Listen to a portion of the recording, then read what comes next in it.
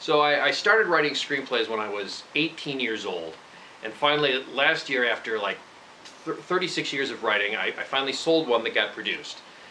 So today we're packing up and we're going to fly to Los Angeles and attend the world premiere of the film at the Los Angeles Film Festival in downtown LA tomorrow night.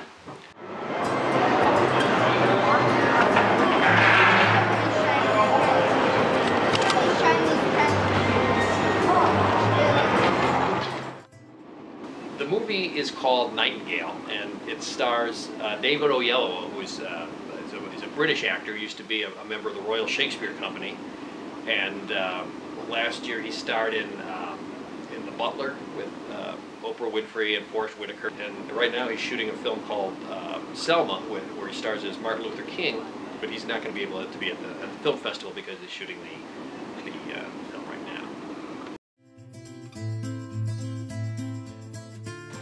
I went to film school at NYU in New York City, and on June 1st, 1980, I moved out to Los Angeles to start what I assumed would be my fabulous career.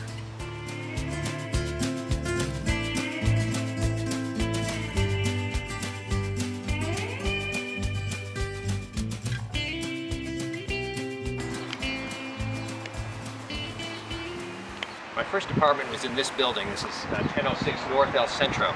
The rent was $200 a month, which even then was inexpensive. It's not a great neighborhood. Life wasn't really working out for the people who lived here.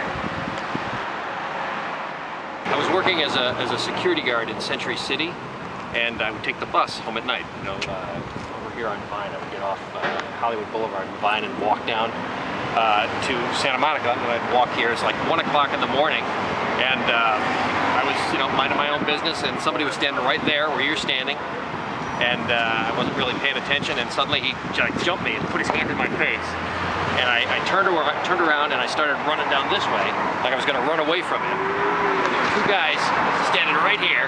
They pushed me down. They pushed me down on my knees, and one of the guys had a knife at my throat, and the other guy had a gun at my back. And they mugged me. They took my wallet. I had just been to the ATM, so I had a bunch of money, which was not typical. And they took my backpack. I had a bunch of screenplays in my backpack. They took out the scripts and they just like threw them on the ground. You know, they were looking for something valuable. But you know, to me it was like, hey, you know, just read the first 10 pages.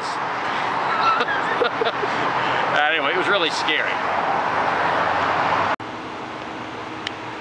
After a year in Hollywood, I moved out of that apartment into this neighborhood in the Wilshire District, to this apartment on Hauser Boulevard, not too far from the La Brea Tar Pits. It was a little more expensive than Hollywood, but it's a much safer neighborhood, and I was a lot more comfortable here. What I remember most about this, of the years lived here, I lived here for 4.5 years, what I remember most is that I was so lonely. I just didn't have any friends. I would write all day. I was working as a security guard in Century City, so I'd work at night, and then I'd come home and write all day. And I think I felt like my life would begin for real when I sold a screenplay. So I was just waiting for my real life to begin, but life doesn't really work that way.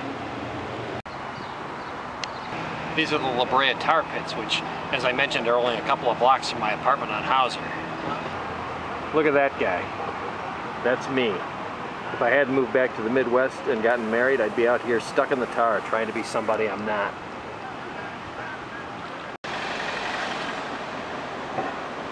So in 1985, I left Los Angeles and I took a job in Dubuque, Iowa, working at a dog track for about 6 months. And then I moved back to LA and I took another apartment in Hollywood, another cheap apartment in Hollywood, right over here. And this was my second Hollywood apartment. That window right over there is where I watched the Bears win the Super Bowl in 1986. It's you know, it's a cheap little apartment. It's about you know, maybe a block and a half north of Hollywood Boulevard, and it's, you know, again, not a great neighborhood, but there was more to do. There was a lot of movie theaters, places to eat and stuff down on Hollywood Boulevard, and it's all kind of, it's a little bit sleazy then. It's extremely sleazy now, but that's where I lived for my final 18 months or so in Hollywood. Victory, victory is mine. Victory, victory is mine. In my home, my peace, and the Lord by my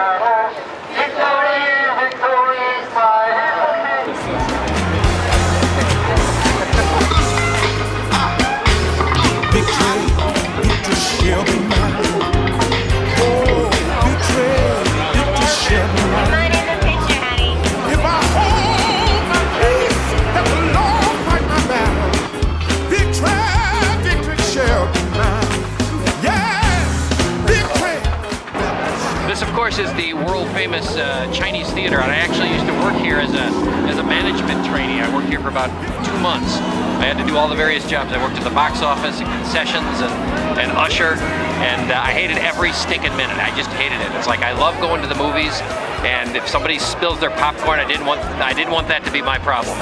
So I quit after about 2 months, and I just decided to move back to the Midwest. We're not really yelling.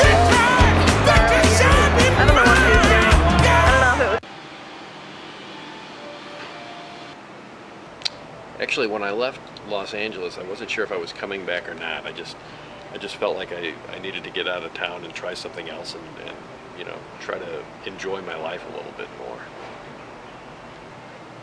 I kept writing. You know, I was living in Iowa, and I was working at this dog track, and I was handicapping dog races at night, writing this tip sheet at night, and then during the day I'd write my screenplays, and I did that for years, for about 7, 8 years, something like that, doing at different places and locations, and I'd be writing all the time, and then when I got, you know, more conventional gigs, and I'd still write, and finally I got married, and you know, I kept writing all that time.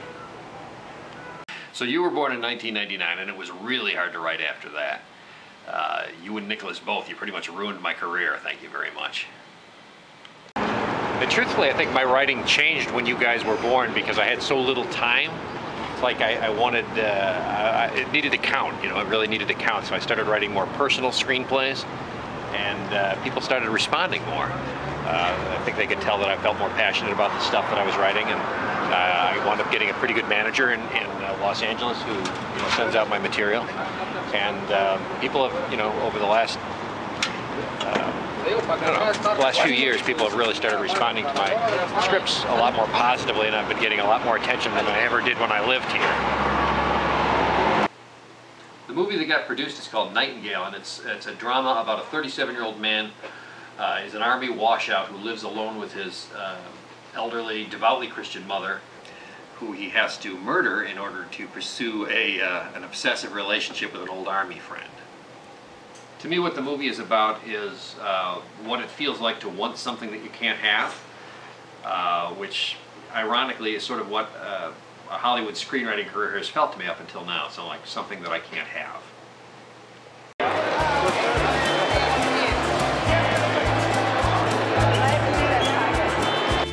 No, they weren't even born yet, I don't think. The movie has a very indie sensibility, so it probably won't get widely released, but this is a pretty significant festival. It's very exciting to be here, particularly with my friends.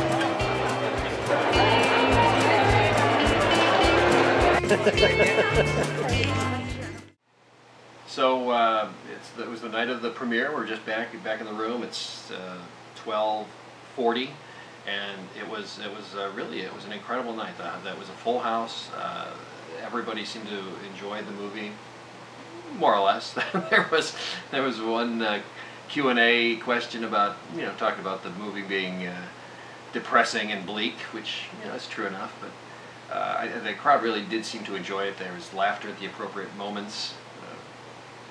Very few of those moments exist in the movie, but they laughed and they were silent when they should be silent, and it was wonderful. There was I was not invited to participate in the Q&A at the end, but the director was very gracious in acknowledging the script and my contribution to the film, and it was really I was really touched because my family was here, but also my sister had flown out, and my sister Sandy and brother-in-law Eric, and my friend CC came out from Kansas City. Scott was here.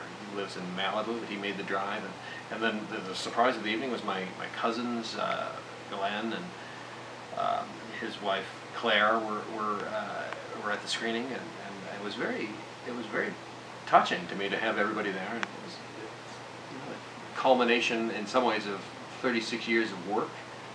It was a great evening. I don't know what the moral of the story is. I may never write another movie that gets made, but if not, at least I have this one, and I'm really proud of it. It's a you know, a difficult, challenging film, but I think that's what movies should be.